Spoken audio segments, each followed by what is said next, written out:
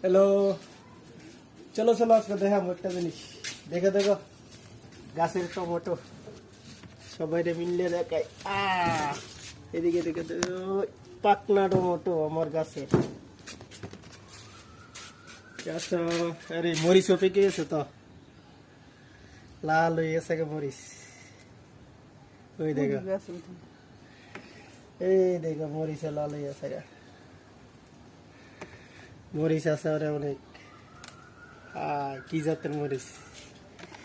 পরে টমেটো অনেকগুলা। দূরে দাও, দূরে তুলে দাও। এই যে টমেটো, বাহ, এই টমেটোটা থাক না, একটা বিচেলে রেখে দেবো, বিচেল লেগা বড় সে বিচেলে রেখে